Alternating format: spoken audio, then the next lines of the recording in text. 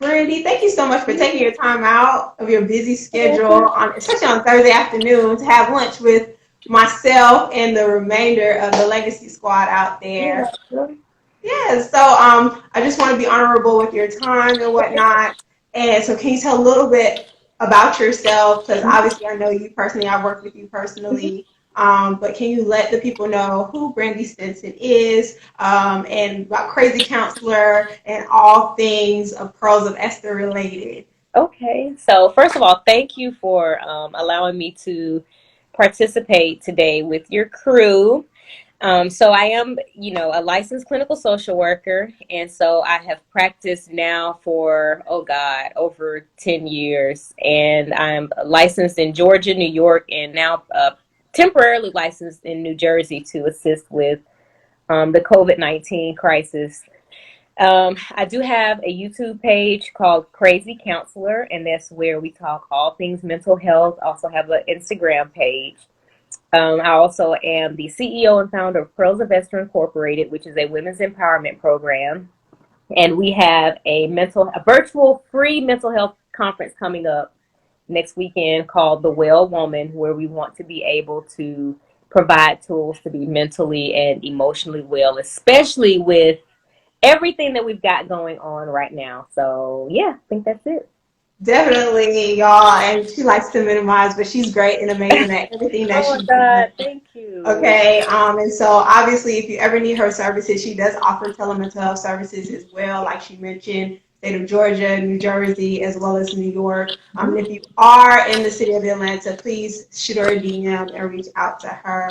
And I know the overarching theme is just staying well, and I understand that it's very difficult because obviously there's been a lot of messaging on how to cope with the pandemic, how to stay stable minded, and just how to just stay healthy within the pandemic. Now, with a lot of states opening up slowly but surely, we're expecting to get back to our normalcy, but that's pretty much unrealistic because a lot of things have changed since the pandemic has occurred. And Yeah. so I just want to talk to you briefly on like, how are you helping your clients redefine what normal is as we transition back to our day-to-day living? Right. That's such a good question. The very first thing that I encourage my clients to do is to get rid of whatever your idea was of normal, to throw it away.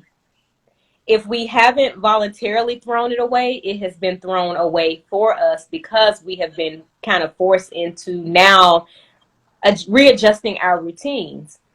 And so one of the very first things that I would help my clients to process through is grieving the loss of a normal routine or whatever they consider to be normal.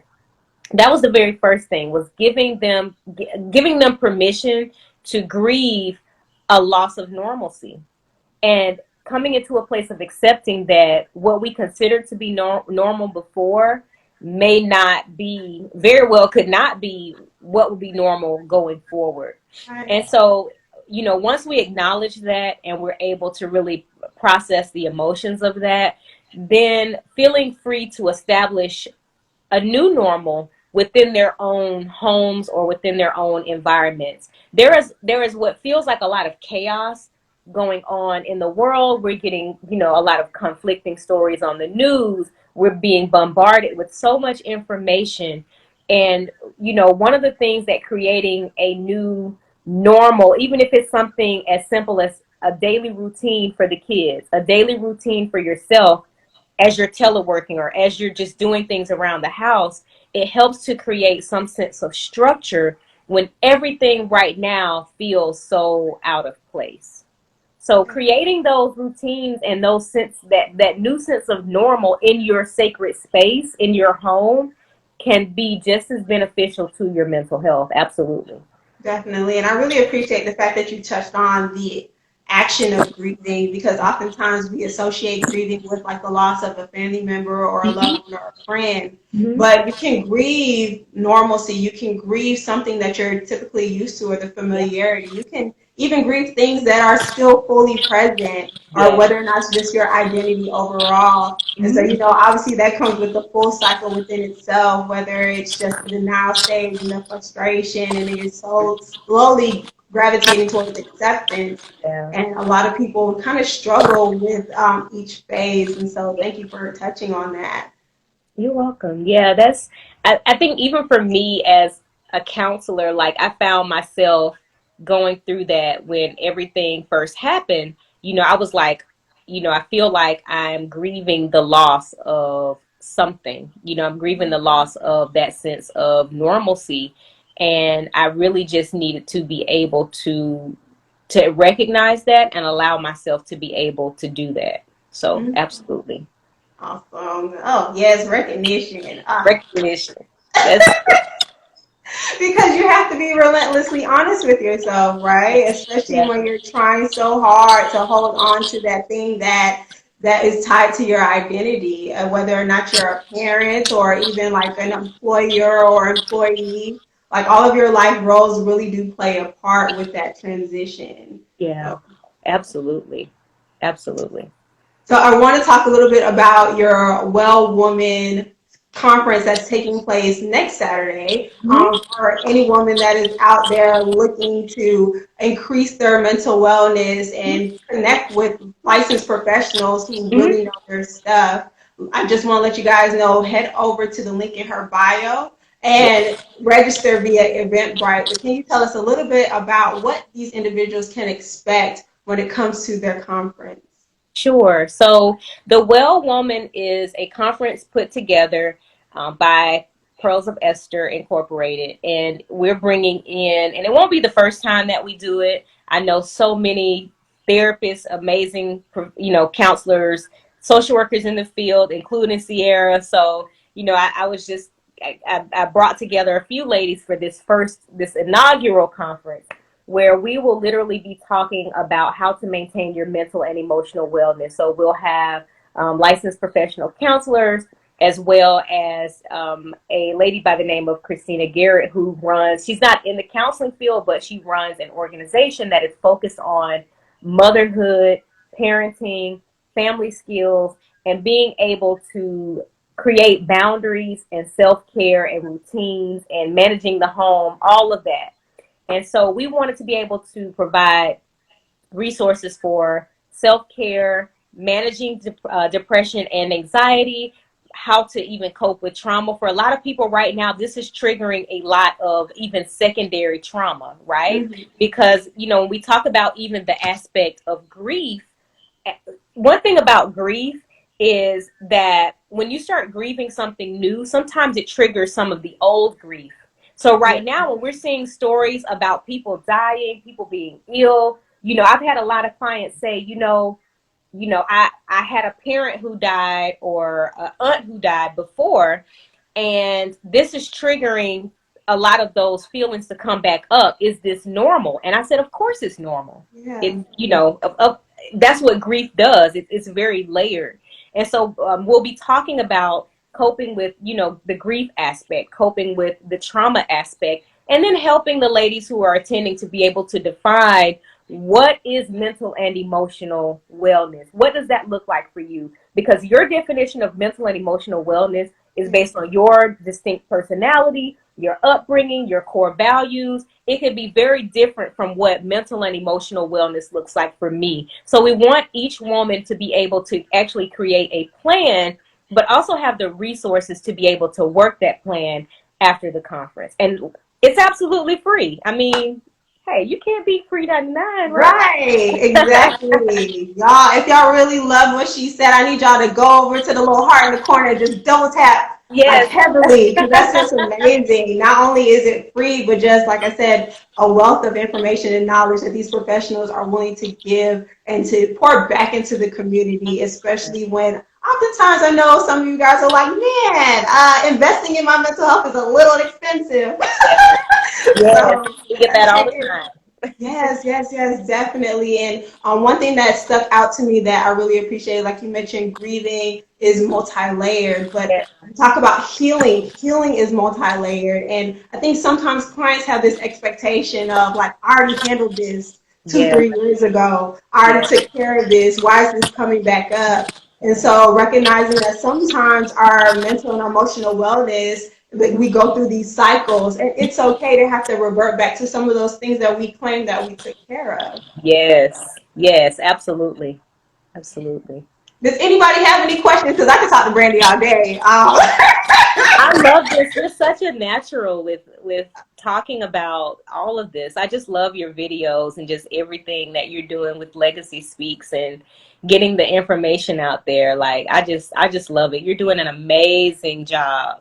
Thank you. Thank Yeah. you. Y'all, that's my ministry leader, okay? Just to let y'all know. So sometimes she gasses me up just as bitch. No, I really mean it, girl. Listen, like if you were out here talking nonsense, I would not say anything. One thing I do not do is like fake gas people up, especially not when it comes to mental health. So if I'm telling you, you out here delivering the goods to the people, Thank you. Thank you. And since we're in the midst of affirming just women in general, can you please, please, please give some affirming words to any woman out there who is starting their mental wellness journey and has a little bit of reservations or has some concerns about, going into their closet to dig up those skeletons, because that can be very, very scary. We're kind of concerned about the uncertainties that come with doing the work of healing. And so can you give some affirming words to any individual out there who are beginning their journey right now? Absolutely. I would say, and I know that it can be a bit daunting and a bit nerve wracking to even the thought of, like you said, going and digging up those things that you probably have suppressed for so long. But the thing is, by ignoring something, it does not make it go away. One of my friends says, she's a grief counselor, and she said that grief says, pay me now or pay me later. Mm-hmm. So ignoring something does not, it's just like if you have the repo man calling because they need their payments, just because they stop calling for a week does not mean that they're not going to show up at your house to take the car away.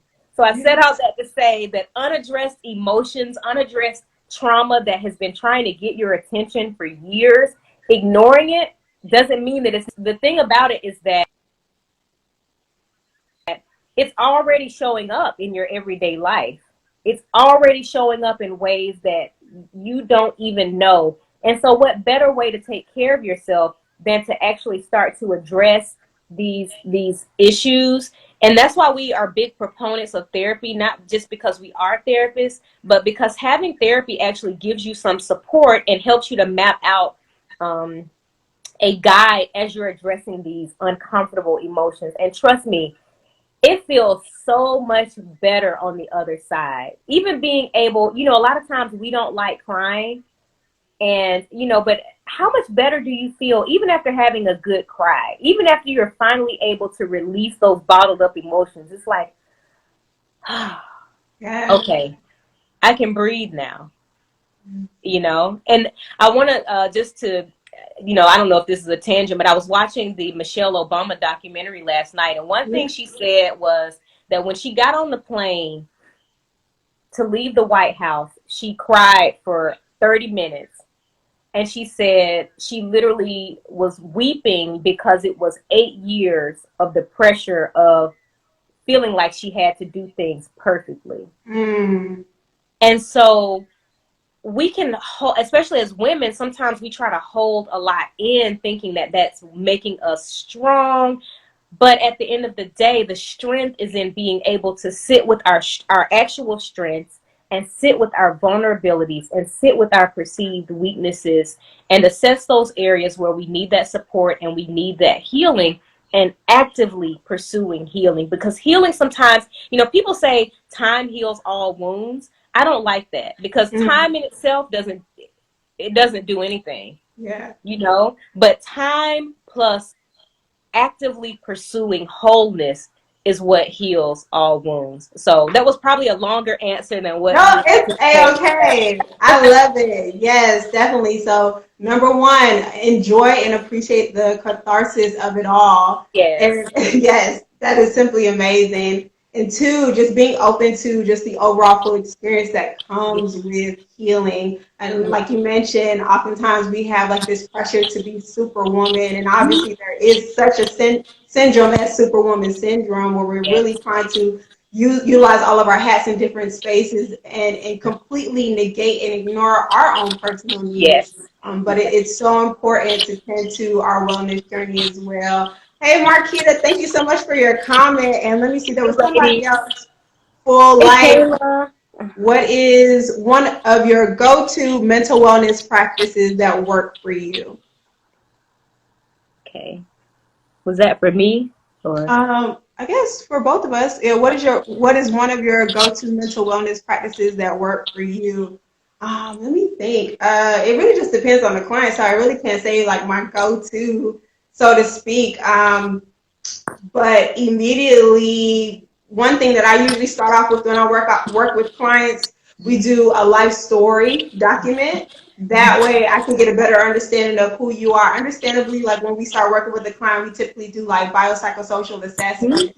Yeah. But when I do the life story, it gives me literally a trauma narrative of all the things that the clients have gone through. And Yeah. it gives me an opportunity for them to tell me the story rather than looking at who they are through paperwork. You Yeah. know, oftentimes when we're dealing with trauma or when we're dealing with all of these adverse situations or experiences, we feel like life is happening to us, but Yes. it's empowering the client to be able to tell their story to me, and I'm just along for the ride. And so Right. that's how I am able to establish therapeutic rapport with Yeah. my clients. And then they literally kind of set the tone for Mhm. how we're gonna like guide the rest of our session. So that's one go-to thing for me.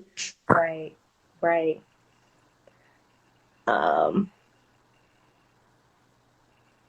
go in with expectations, leave yourself open. That's a good point. I totally agree with you. Allowing the clients to fill in the lines, or color in the lines, because the biopsychosocial, the black and is black and white, but we allow them to fill in the blanks in their story.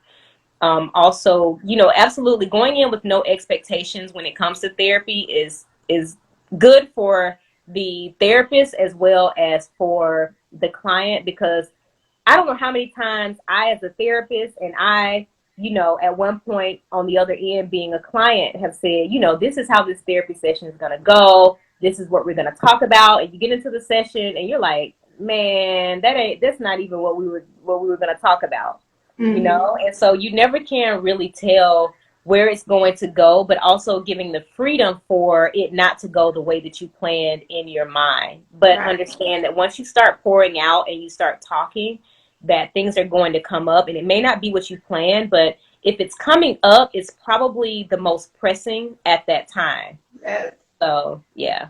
Definitely. Thank you. Thank you. Well, Brandy, I want to be honorable with your time. I know I usually do 20 minutes with these things, but if anybody has any other questions or comments, Marquita, you say your go-to is journaling. Yes, journaling is really, really great. It's an opportunity for you to jot down those thoughts and those feelings. And then Yes. the cool thing about it too is like, have you ever lost a journal and then like when you're moving, you find that journal and then you Yes. start like reading through? It's just like, man, you get to see how much growth you made or like all the things that you were concerned with. You're like, man, that ex child I was tripping. Like, what? Why was I even tripping? Like, right. I'm bomb. Like, whatever. Right. To the next, to the next. To the next. Yes, but you guys, please, please, please go over to all of Brandy's social media stuff, okay? You You. can find her at Crazy Counselor. You can also find her at Frozen Esther. I have tagged her in literally every single thing. So Yes. please, please do your due diligence. If you really are looking to invest in your mental wellness, whether you are a male or female, transgender, whoever, please make sure that you register for next Saturday's conference. I will Yes. also be sharing it as well. So if you are on my email list, I will be tagging her flyer as well as the link too. So please make sure you do your due diligence and register for this free conference. You don't want to miss it. For you. I appreciate you so much, Sierra. Thank you. Thank you for this opportunity. This was fun. So, Yay! yay! All So, right. Bye. okay, Bye. bye.